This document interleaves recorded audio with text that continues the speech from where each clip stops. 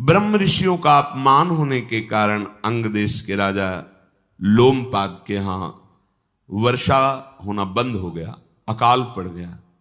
उन्होंने ब्राह्मणों को बुलाया और कहा, क्या हमसे गलती हो गई जो हमारे राज्य में ऐसी अव्यवस्था हो गई, देवता वर्षा ही नहीं कर रहे।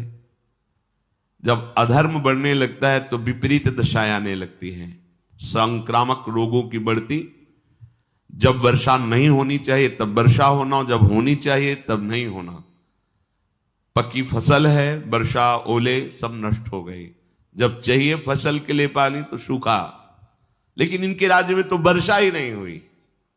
तो ब्राह्मणों ने कहा, आपका ब्रह्म ऋषियों का अपराध बन गया है। अब कोई डरता ही नहीं है। किसी भी ग्रंथ की कोई भी बात को लेकर अवहेलना कर देना, किसी भी ऋषि को पक्षपात में सम्मिलित करके उनकी निंदा कर देना। महापुरुष जन किसी पक्षपात में नहीं होते, किसी जातिवाद में नहीं होते। वो समदर्शी महात्मा जो लिखते हैं तुम्हारे कल्याण के लिए लिखते हैं। अगर उनकी बात तुम मान लो और चल दो तो तुम ऐसी ऊंचाई पे पहुंचोगे कि जहां से वो लिखा है वो बात तुम्हें सत्य समझ में आएगी।